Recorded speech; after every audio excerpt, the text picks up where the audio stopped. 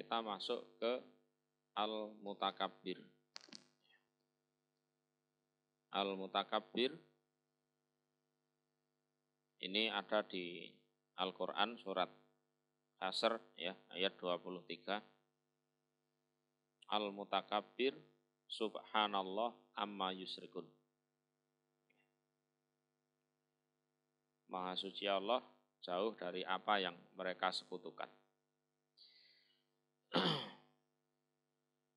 Al-Mutakabbir itu adalah alladzi kabura wa aduma fi dzatihi wa sifatihi wa af'alihi wa sultani. Jadi alladzi dzat kabura yang besar, wa aduma dan ya besar, agung, fi dzatihi di dalam dzatnya, wa sifatihi dan sifat-sifatnya, wa af'alihi dan perbuatan-perbuatannya. Kalau Al-Mutakabbir ini tidak ada satupun yang boleh mencontoh. Ya, tidak boleh. Kalau Ar-Rahim itu bisa dicontoh itu. Kalau Al-Mutakabbir ini tidak ada satupun yang boleh mencontoh. Artinya kalau ada kesombongan sedikit pun di dalam diri seseorang, maka ya sudah, tidak bisa masuk surga kan gitu. Wa sultanihi dan kekuasaannya Allah. Fakullu syai'in maka segala sesuatu dunahu yang selain Allah iku saghirun kecil, wa hakirun dan remeh, hina. Remeh, hina. Kemudian ada juga yang menjelaskan al-muta'ali an sifatil khalqi. Al-muta'ali maha luhur an sifatil khalqi jauh dari sifat-sifat makhluk.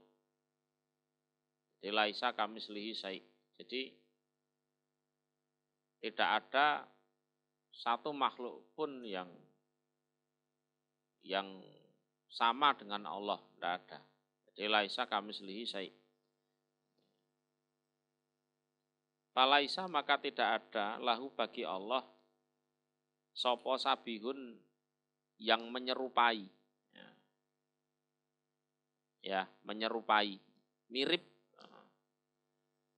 Wala dan tidak apa masilun yang menyamai. Ya, nyamai. Wala dan tidak nadirun tandingan atau bandingan. Tandingan atau bandingan. Jadi Allah itu maha luhur jauh dari sifat-sifatnya makhluk. Jadi ya tentunya Allah beda dengan makhluknya. Sehingga tidak ada yang menyerupai Allah, tidak ada yang menyamai Allah, dan tidak ada yang membandingi Allah. Itu sifatnya Allah al-mutakabbir. Jadi wala yusafu biha ilallah. Jadi tidak boleh ada satupun yang disifati dengan sifat sombong al-mutakabbir kecuali hanya Allah.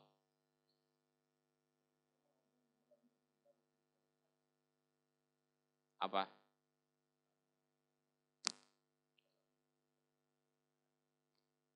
Kalau walam yakul lahu kufuwan ahad, ya. Tidak ada bagi Allah kufuwan. Kufuwan itu ya bandingan atau sekutu, satu pun tidak ada. Jadi, kalau al-mutakabbir ini sifatnya Allah dan siapapun tidak boleh ini berlaku sombong, angkuh, tidak diperbolehkan. Kemudian perlu dijelaskan juga kesombongan di dalam hati itu kadang betul-betul tersembunyi. Misalkan gini, seseorang itu bisa marah kepada siapa? Orang yang kedudukannya ada di bawahnya. Benar nggak? Anaknya, istrinya, asistennya, pembantunya, karyawannya. Ya. Tapi kalau dengan orang-orang yang di atasnya, majikannya, apalagi bosnya atau siapa, berani marah nggak? Nggak berani. Ya, benar ya, nggak berani ya.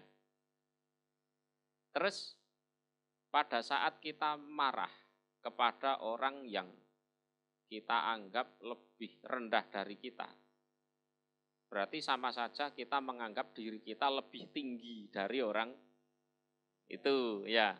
Kesombongan apa bukan? Kesombongan sebenarnya. Tanpa disadari. Tanpa disadari. Berani marah kalau dengan orang yang posisinya ada di bawahnya. Itu secara tidak langsung, sadar atau tidak sadar, dia memposisikan lebih tinggi dari yang dianggap rendah itu. Benar enggak? Maka memang marah itu ya betul dari setan, agar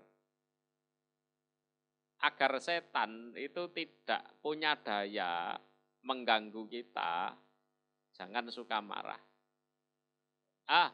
Jangan ada rasa sombong. Ya, jangan ada rasa sombong.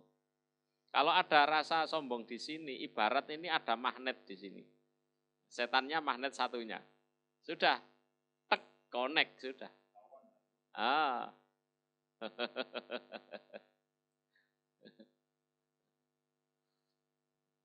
Jawabannya sederhana. Kenapa kamu berani memarahi orang yang posisinya di bawahmu, sementara kamu tidak berani memarahi orang yang posisinya ada di atasmu? Ada apa itu? Apakah kira-kira ada kesombongan di hati? Kok seenaknya memarahi orang-orang yang kamu anggap ada di bawahmu? Ya, dikoreksi hatinya aja masing-masing kan. Koreksi aja. Kalau ada kesombongan, ya kan, itu ibarat magnet. Ya. Atau istilahnya ada besi di sini, ya, ada besi di sini, lah setan itu magnetnya. Ya tinggal tarik aja sudah, untuk dijadikan pemarah itu.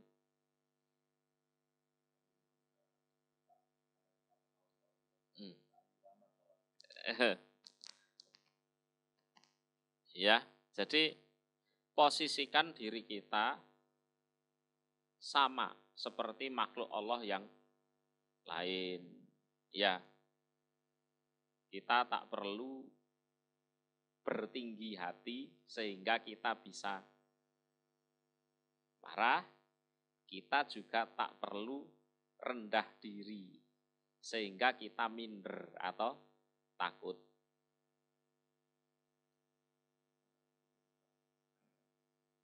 Ya.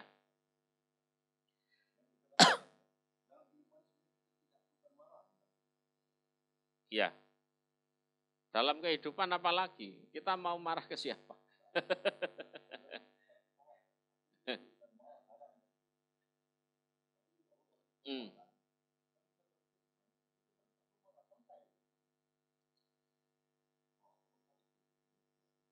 Ya itu tadi, kemarahan itu berawal dari kesombongan. Ya, berawal dari kesombongan. Kemarahan itu berawal dari kesombongan. Karena kita menganggap diri kita lebih tinggi. dari orang lain sehingga kita berani memarahi orang yang kita anggap lebih rendah. Ya, kita bersihkanlah hati kita masing-masing, ya. Bersihkan. Ya.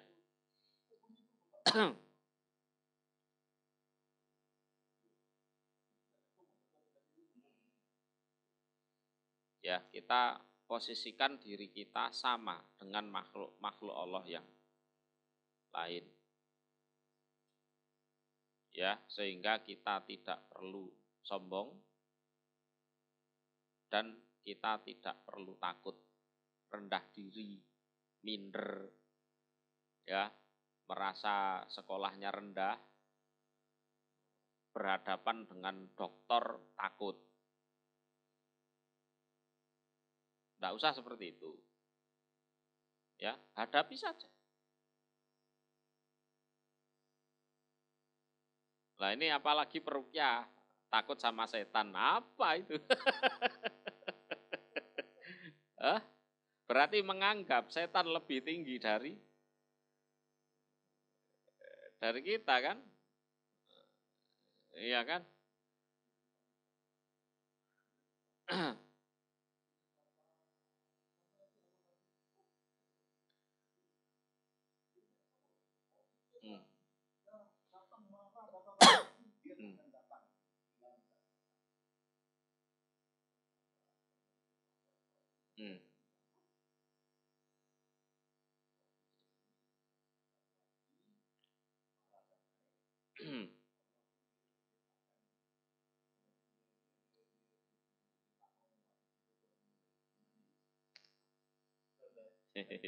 Iya.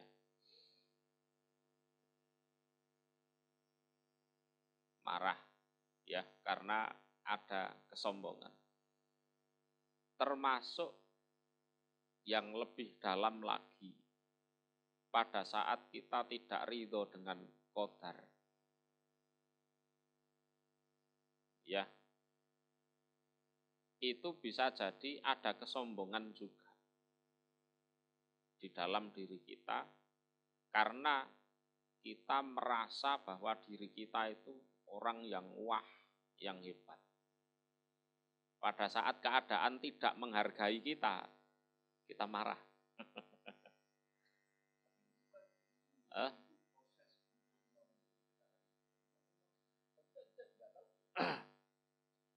Jadi kita tetap harus kondisikan hati kita untuk bisa ridho menghadapi qadar. Tapi di sisi lain kita bisa memilih qadar yang baik maupun qadar yang buruk.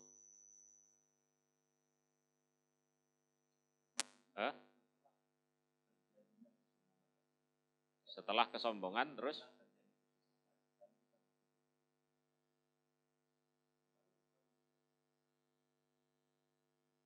ya setelah terjadi kesombongan ya tobat dan belajar untuk tidak seperti itu lagi. Iya, semuanya proses belajar. Dan orang belajar salah itu wajar. Ya. Orang belajar salah wajar. Seperti anak kecil naik sepeda. Ya, jatuh terus masuk selokan, masuk got. Kadang nabrak pagarnya tetangga, wajar. Tapi setelah itu ahli. Ya, setelah itu ahli. Ngaji itu kan dalam rangka belajar. Oh, ternyata dalam hati kita ada kesombongan. Ini diapakan ini kesombongan ini? Dihilangkan. Caranya bagaimana kan gitu. Sudahlah, santai saja. Santai saja.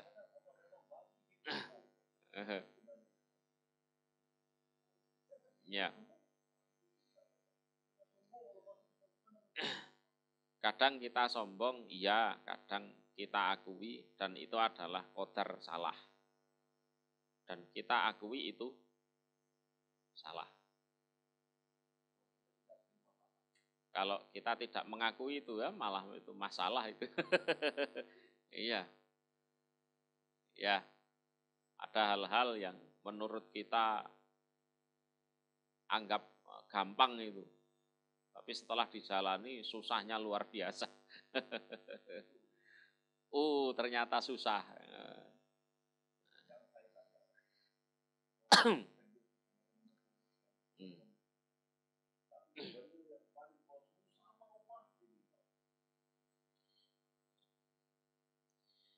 Oke, kita lanjut ya. Tenang aja. Ini memang belajar kok. Kita belajar ya tidak perlu untuk menuduh orang lain sebagai pelakunya. Ya dia sombong, dia nunda. Kita tunjuk diri kita sendiri. Apakah masih ada itu kesombongan di hati? Kalau masih ada, wah bahaya. Segera dihilangkan sebelum kita dipermalukan oleh Allah. Jadi perlakukan makhluk Allah sama seperti kita. Jadi, kita tak perlu merasa tinggi hati sehingga bisa memarahi. Kita juga tak perlu rendah diri sehingga minder, takut dengan mereka. Ya, minder itu tidak percaya diri, macam takut. Seperti orang yang pendidikannya rendah, SDTT misalkan, sekolah dasar tidak tamat, ketemu dokter, profesor takut, ngapain juga takut, hadapi aja, gitu kan? Hadapi saja, sama-sama makhluknya Allah. Ya, sama-sama makhluknya Allah. Ya, terus misalkan kita di Qadar berpendidikan tinggi, terus kita ketemu orang yang pendidikannya rendah misalkan, juga tidak perlu merasa besar diri, merasa sombong, terus meremehkan juga tidak perlu. Karena ada ayat lain, dzalika fadlullahi yu'tihi may yasha wallahu dzul fadlil adzim. Jadi terkadang kefadolan Allah itu diberikan kepada orang-orang yang tidak kita sangka. Ayat itu kan di surat Al-Jumu'ah ya, yang mana bercerita tentang seorang Rasul yang bernama Nabi Muhammad. Secara logika, yang pantas jadi Rasul itu ya para ahli kitab itu, yang tiap hari baca Taurat, baca Injil ya. Tapi ini yang diangkat jadi Rasul penggembala kambing. Ya kan? Penggembala kambing, tak ahli baca, tak ahli nulis. Lah ya itulah, dzalika fadlullah. Itulah keutamaan Allah diberikan pada siapa yang dikehendaki. Wallahu dzul fadlil adzim. Itu contoh dari sisi agama ya. Dari sisi dunia banyak orang yang tidak sekolah karena memang bodoh atau mungkin tak ada biaya. Ada temannya ini sekolahnya tinggi. Setelah sama-sama tuanya, yang tak sekolah ini yang punya perusahaan, yang sekolah tinggi, yang pandai ini jadi karyawannya. Banyak. Lah, yaitu dzalika fadlullah yu'tihi man yasha wallahu dzul fadlil adzim. Ini juga mungkin dalam rangka Allah meruntuhkan kesombongannya orang yang merasa pandai ini loh. Tuh, kamu yang pandai ternyata ujung-ujungnya jadi karyawannya orang yang dulu kamu anggap bodoh.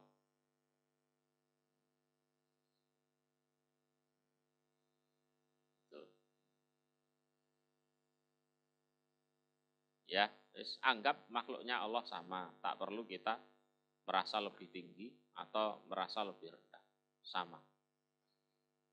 Itu yang pas. Ya, yang pas. Kalau dengan Allah ya kita memang harus merendah. Hina dan Allah kita anggap agung, takdim. Bisa dipahami ya?